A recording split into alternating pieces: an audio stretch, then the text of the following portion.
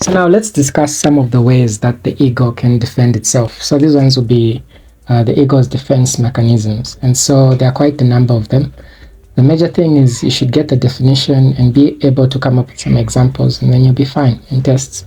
And so the first one we'll discuss is denial. So what is denial? Denial means to pretend that something that causes you anxiety does not exist. So an example will be receiving a diagnosis that you have cancer, and then failing to believe that, you reject the idea that you have cancer, and then instead you ask for another physician to examine, you ask for a second opinion. That's an example of denial. The next one is displacement. So displacement means to take out an impulse on a less threatening target. An example would be you're upset with, let's say, your parents or something, and then you slam the door.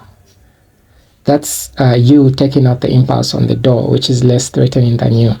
Intellectualization. So intellectualization means avoiding unacceptable emotions by focusing on intellectual aspects of something. For example, someone you care about dies, right? And then instead of you enduring through those unacceptable emotions and crying and mourning, instead you decide to focus on the details of the funeral. That's an example of intellectualization. We have altruism. Altruism means giving charity in order to relieve guilt. So an example would be, you're a bad person, and then you feel like helping others would be a way to make you feel better about yourself. The next one would be humor. So humor means joking in order to make yourself feel better. I think this one is quite self-explanatory. Next one is projection. So projection means placing unacceptable impulses on someone else. So an example would be in an argument, and then you just, you do not have a good way of defending yourself, and then you just say, that's why you're stupid. That's an example of projecting. You're releasing that impulse on someone else. And there are many other examples of projection. And then the next one is dissociation. So dissociation means to detach yourself from reality, right? So you isolate yourself.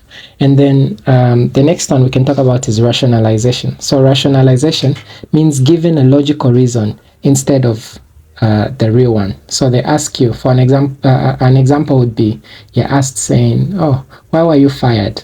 And then you say, it is because the boss loves me. When in actual reason, it's because, you say maybe it's because the boss asked me to sleep with her.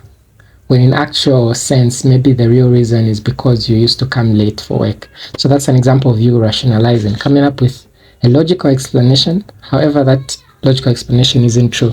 The next one would be fantasy. So fantasy is a defense mechanism where one creates an imaginary view. So for example, suppose in your normal life, let's say you perceive yourself as being unattractive, and so you can fantasize about being with the person that you love, right? That's an example of fantasy as being a defense mechanism. The next one would be reaction formation.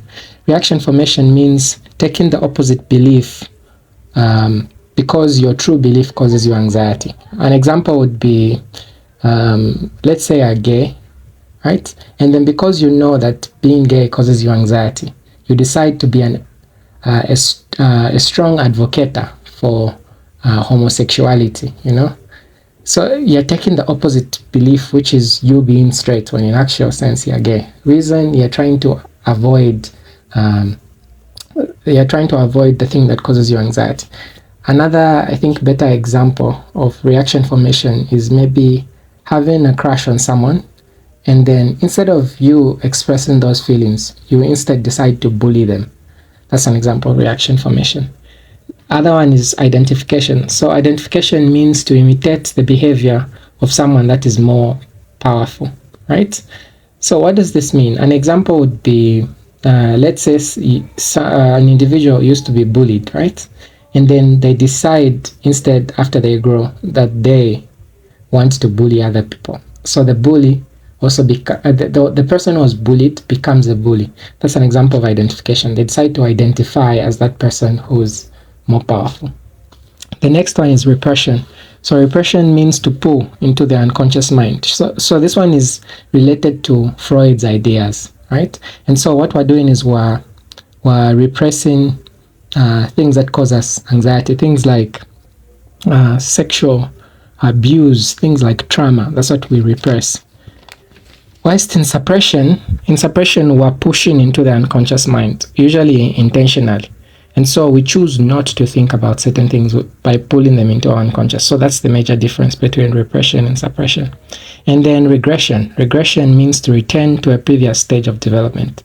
So in regression, an example of this would be maybe not being given what you want, and instead you decide to throw a tantrum, right?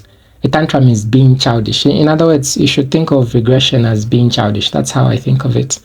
Or maybe not being given what you want, and then you decide to sit in a corner and start crying, or else to rocking your body to and fro.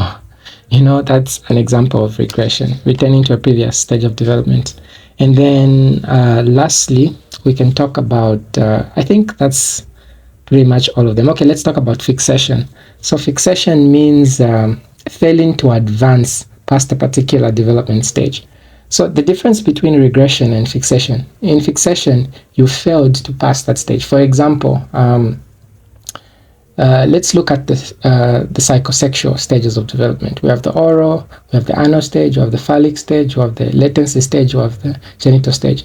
Suppose you fail to progress past the oral stage, you develop an oral fixation, meaning you'll be more likely to smoke, you'll be more likely to in other words, pleasure will be dictated by your mouth, right? So what we're trying to say, under fixation, you are failing to move past a certain trait.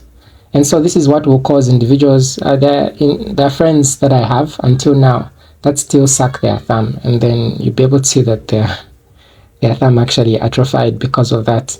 Yeah, so that's an example. And so that will mark the end.